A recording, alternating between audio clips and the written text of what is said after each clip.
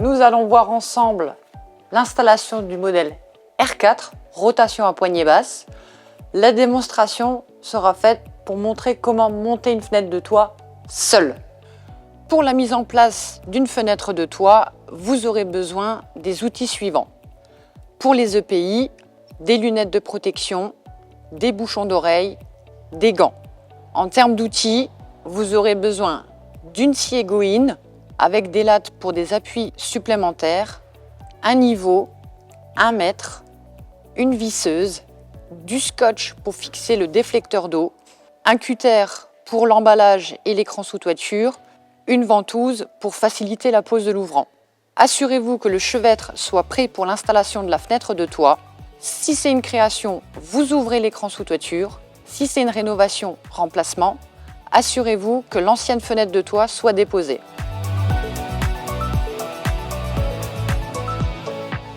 Lors de la réception de votre commande de produit R4, sur la référence, vous allez retrouver l'ensemble des éléments sur le raccord comme sur la fenêtre.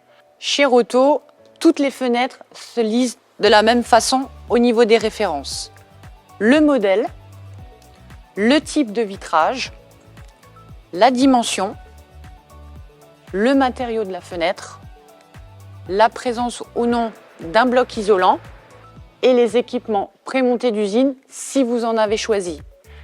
Vérification à effectuer, correspondance entre le raccord et la fenêtre. Pour une question de sécurité, Roto vous recommande de faire l'installation depuis l'intérieur lorsque c'est possible.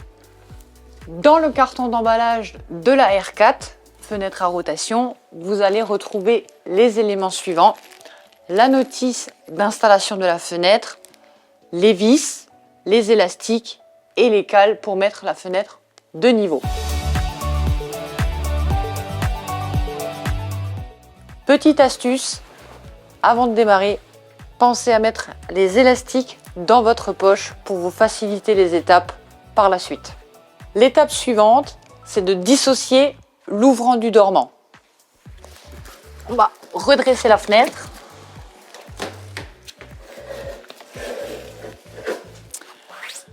Précaution à prendre, c'est que le capot en partie haute n'est pas fixé. Il tient uniquement au niveau des tétons. Première chose à effectuer, c'est de l'enlever en tirant légèrement vers le haut pour éviter de l'endommager. On va ouvrir la fenêtre.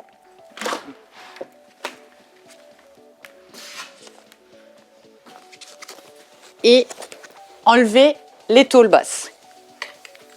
Donc, vous avez un petit bouton pressoir sur le côté, vous le poussez, voilà. Et même principe de l'autre côté.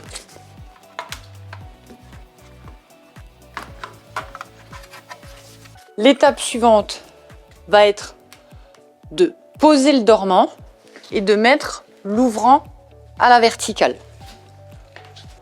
Donc, on va poser le dormant. Une fois que vous avez mis l'ouvrant à la verticale, il faut dégoupiller au niveau des bras.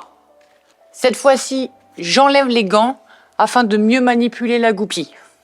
Vous enlevez la goupille, vous remontez le bras et vous le fixez avec les élastiques que vous aviez dans le sachet accessoire. Pensez à regoupiller pour éviter de perdre les goupilles. Et même principe de l'autre côté. Une fois que vous avez fait cela, vous pouvez mettre votre ouvrant de côté le temps de poser le dormant. Donc là, je vais mettre en place le dormant dans le chevêtre.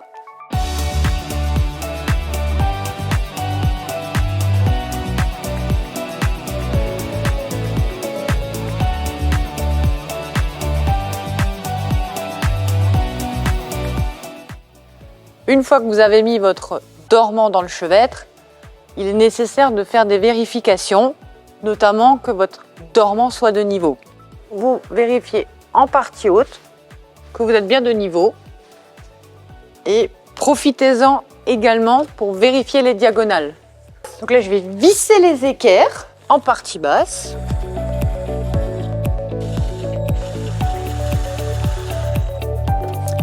En partie haute.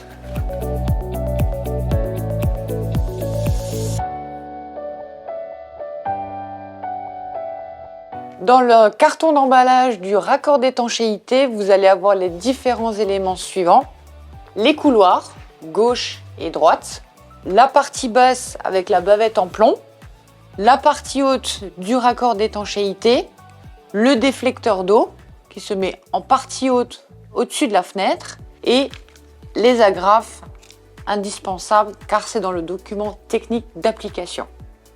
Pour la mise en place du raccord d'étanchéité, on commence par la partie basse.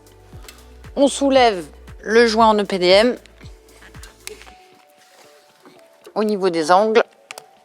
N'hésitez pas à bien le remonter.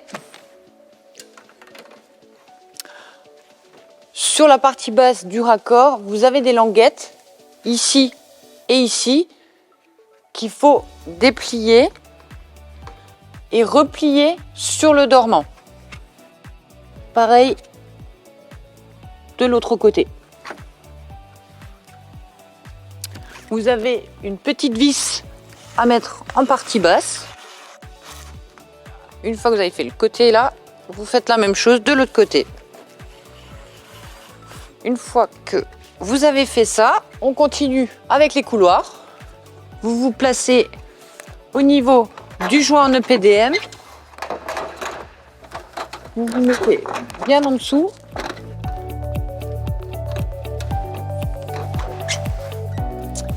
Et vous prenez repère en partie basse, ici dans l'encoche. Vous pliez. Et vous pouvez également plier sur les côtés. Voilà. Une fois que le côté là est mis, vous pouvez déjà redescendre votre joint en EPDM. Bien faire attention de bien le remettre sous le plastique. N'hésitez pas à taper dessus. Identique de ce côté-là. On se glisse sous le joint.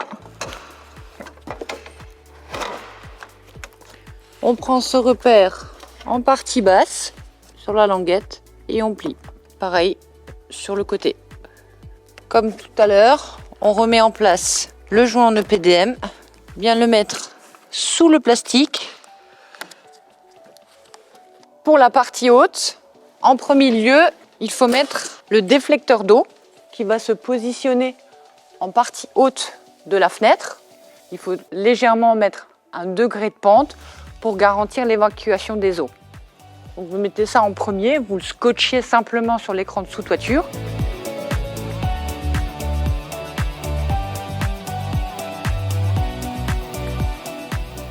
Et après, vous pouvez mettre la partie haute du raccord.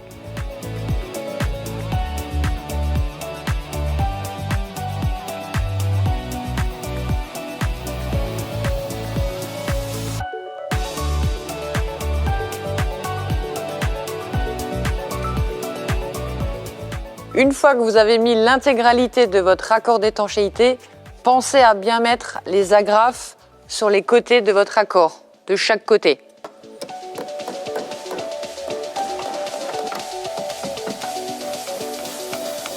Une fois que vous avez mis en place les agrafes, le positionnement de la tuile sur le côté, ça va être le long du couloir, ici. Pareil de l'autre côté, le long du couloir. Et en partie haute, vous avez un repère où doit s'arrêter le bas de la tuile. C'est votre repère pour vous indiquer comment couper la tuile en partie haute. Pour la partie basse du raccord, il est recommandé de mettre un petit point de colle sous la bavette en plomb et de bien se mettre en place au niveau des tuiles. La première étape, c'est de remettre l'ouvrant en place. Donc pour me faciliter la tâche, j'utilise une ventouse. Quand on est seul, c'est plus facile. Une petite astuce, lorsque vous prenez l'ouvrant en main, c'est de se poser sur le dormant pour vous laisser un petit temps de répit avant de bien vous remettre en lieu et place au niveau des crochets. Par la suite, vous raccrochez l'un après l'autre les bras. Premier bras, vous enlevez la goupille, vous mettez le bras en place et vous remettez la goupille. Pareil de l'autre côté. Une fois que vous avez fait cette étape-là, vous pouvez remettre les tôles basses, gauche et droite. Vérifiez bien d'entendre le clic pour s'assurer que ce soit bien posé. J'en profite par la même occasion de les visser dans l'ouvrant une fois que c'est posé.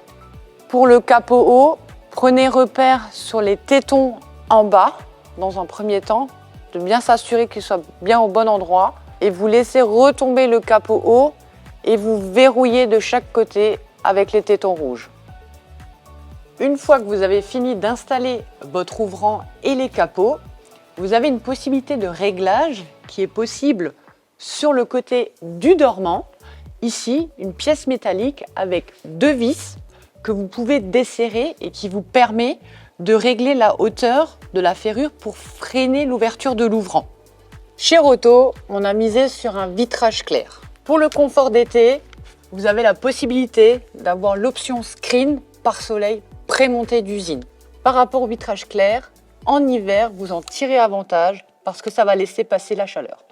Donc vous avez une protection contre le soleil, la chaleur, en été, sans forcément mettre un volet roulant.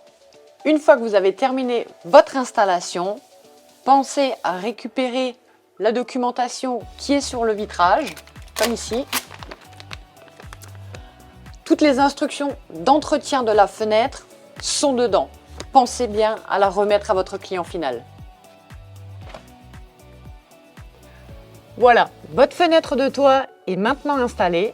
Petit rappel, Roto se pose sur tout type de toiture. Il suffit d'adapter le raccord d'étanchéité avec le type de tuile de votre toiture. Vous trouverez dans la description tous les liens utiles. Si vous avez des questions, n'hésitez pas à nous contacter.